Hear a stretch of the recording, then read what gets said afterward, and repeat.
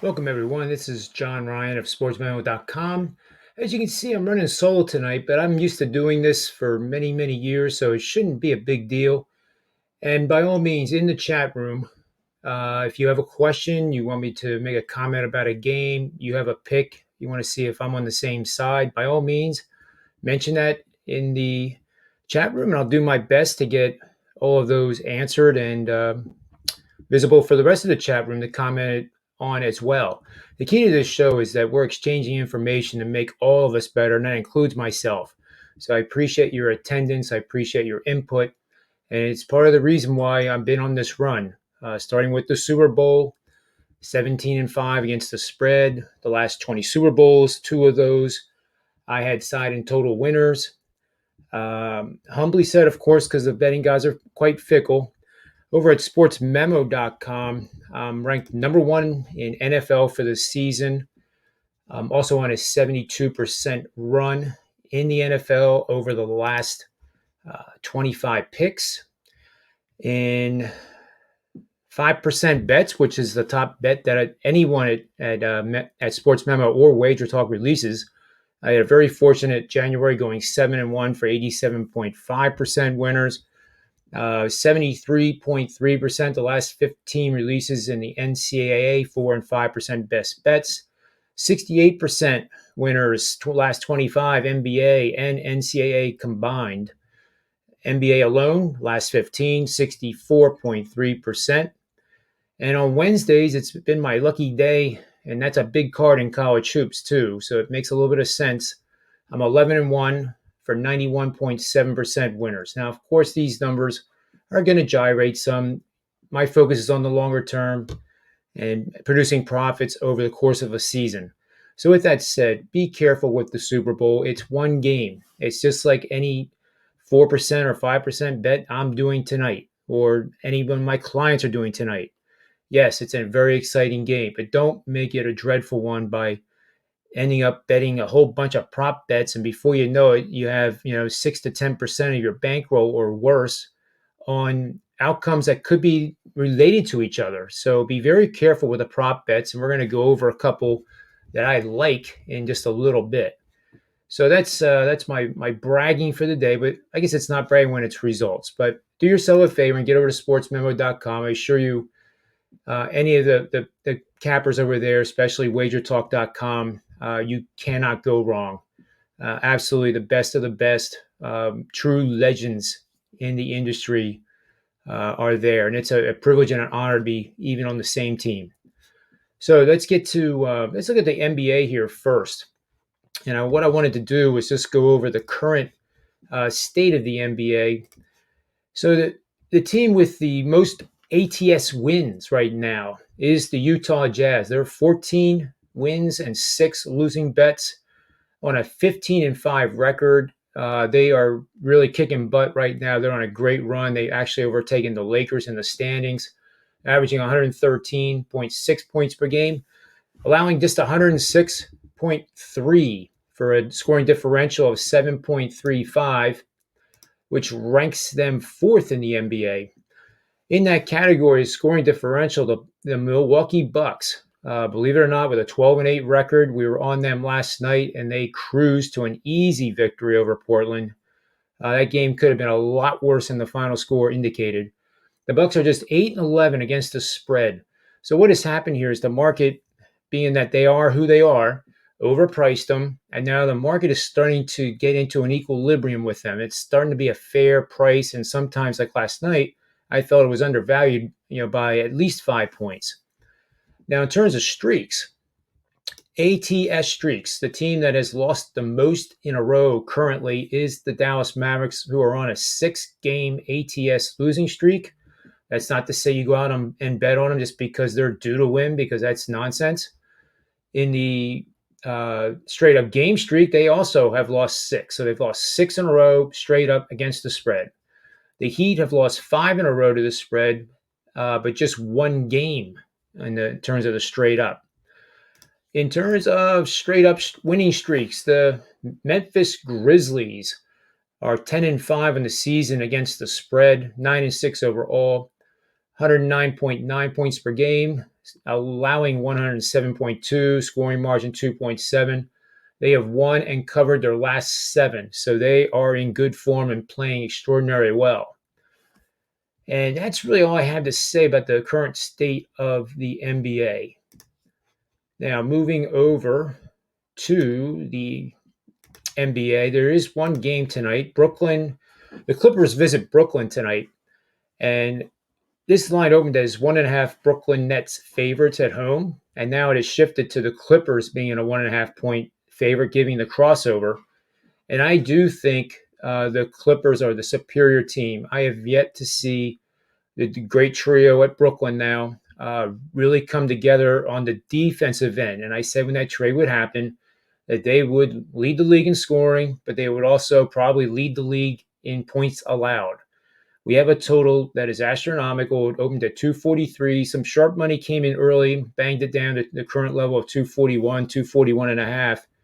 But this is not the game to bet under and go contrary to where this line is priced. Whether it's 240 or 244, when it gets this high, 4 points is a less percentage of the total. If the total was 200, 4% is a much more significant amount than this is. So I would stand aside on the under, but I do think the Clippers here are a team that has the potential to win by double digits and maybe even 20. They're really, really come on since a 6-4 start. And if I remember right, they are outscoring their opponents over this stretch by 14.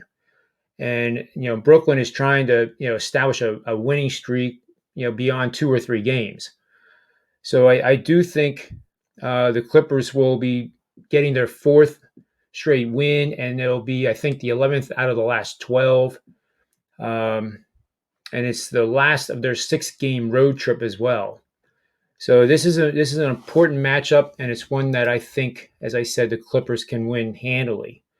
The Clippers are 21-10, facing solid teams that are outscoring their opponents by at least 3 points per game in games played over the last 2 seasons. In betting systems here, try to write this one down because this is a 69%er last 5 seasons.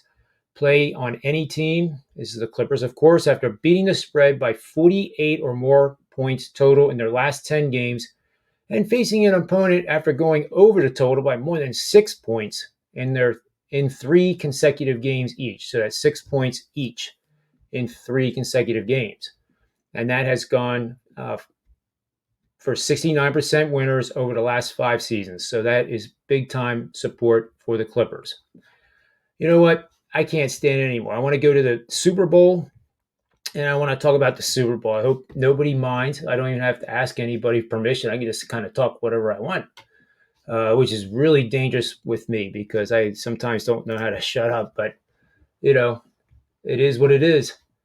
Just checking the chat room here real quick to see if there's any questions yet.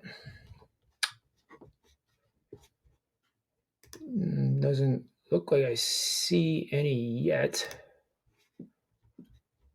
So, nothing yet.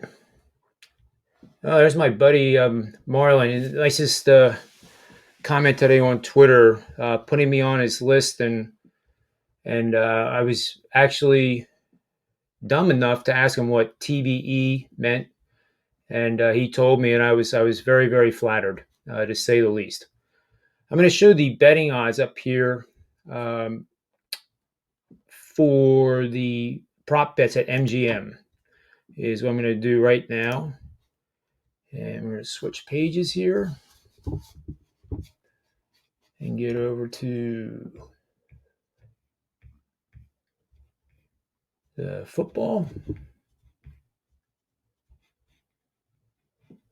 Let's see. It's hard. I'm looking at the screen here. It's hard to see the screen.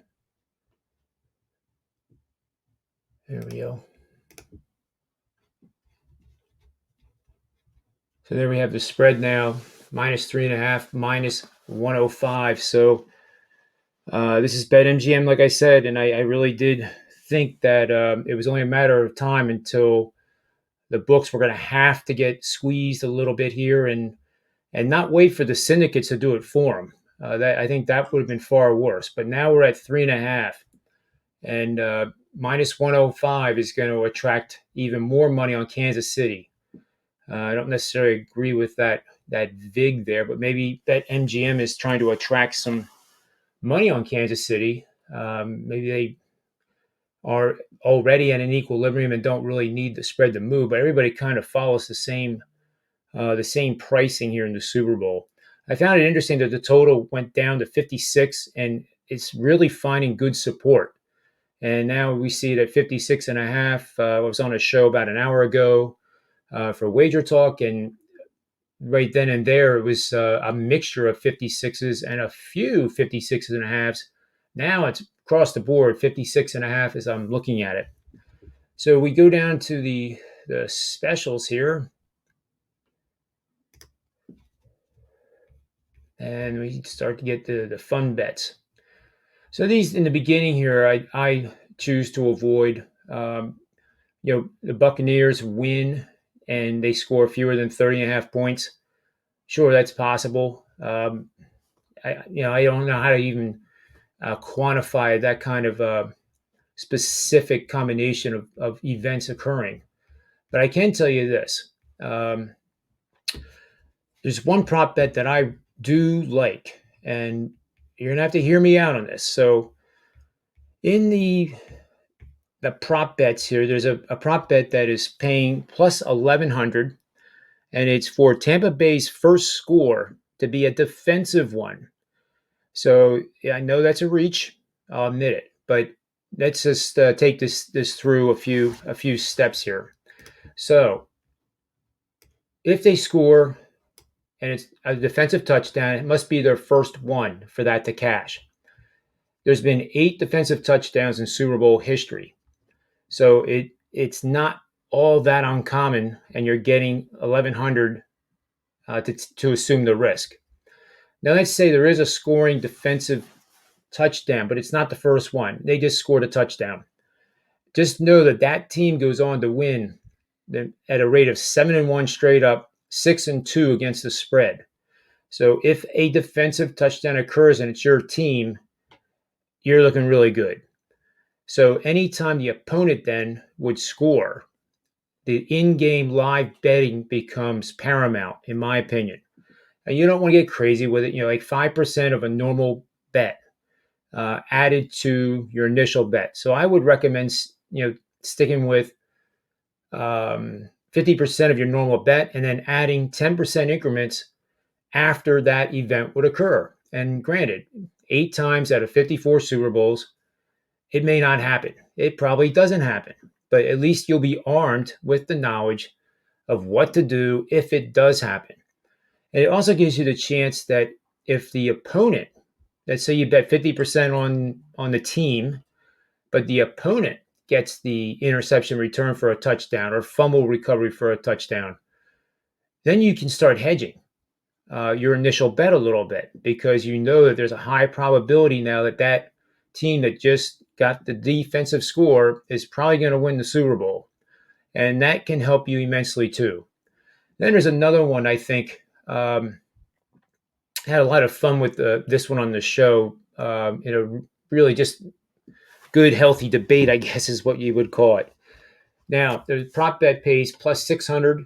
And at any point, if the Chiefs trail by 9 or more points and then go on to win by 9 or more points, that's the prop bet. And if that happens, you get 6-1. Now, it's happened twice in 2008. And the last time it happened was just last year when the Chiefs fell behind by double digits. So it's only happened 2 times in 54 games, and let alone by the same team going back to back. The odds are astronomically large that this could happen again. I know in the counter to this is that Kansas City in every playoff game last year, including their Super Bowl win, they were behind by double digits and won. And in fact, if Buffalo doesn't miss an extra point this year, that would have been a double-digit come from behind win in the playoffs. So I guess if there was a team to do it, it would be the Chiefs. However, you're not getting paid near enough to assume the risk. It really should be around 20 to 1 as opposed to 6 to 1. And even at 20 to 1, that would be a reach for me. But this is one that I think you should avoid. And the last one I think is a fun one. And I'll be doing more prop bets tomorrow and throughout the week as we get up to Super Bowl Sunday and the kickoff, which I just absolutely can't wait to see because this is in many ways the best quarterback matchup in the history of the Super Bowl. And if it was ever possible, you could have had LeBron James play Michael Jordan in the World Championship without Michael Jordan being over the hill, so to speak. Then this is it because Brady is far from being over the hill, and his age does not matter anymore. The velocity is still way up there. And you could see that in the game against the Saints, unfortunately, for Mr. Drew Brees, who is the all time leader with over 80,000 yards passing. So, not taking anything away from that at all. But you can tell Brady is still at an elite level and can still throw the ball extraordinarily well. And this is a matchup that I just think is, I wish the kickoff was tomorrow. I can't wait. So, the last one is that it has nothing to do with passing. You're going to laugh. Brady is going to rush for over half a yard, zero point 0.5 rushing yards. Seems ridiculous. But you're getting paid plus 145. I mean, my goodness, third and short, he could fall down and get that. The offensive line has done a tremendous job with sacks. He was sacked 3 times during the regular season. He was sacked 3 times in the Washington Redskins playoff game, and he was sacked once last week against the Packers, and I believe it was twice against a very, very good Saints pass rush. So the offensive line for Tampa Bay is just lights out good. So I don't think we have to worry about a high sack total on Brady. And we all know he's 0-5 in the playoffs, straight up and against the spread. When he's sacked more than 3 times, I certainly don't think that's going to happen. And one scramble is all he needs. For example, going through his 6 wins, he had minus 2 yards on 2 attempts in the 2018 win over the Rams.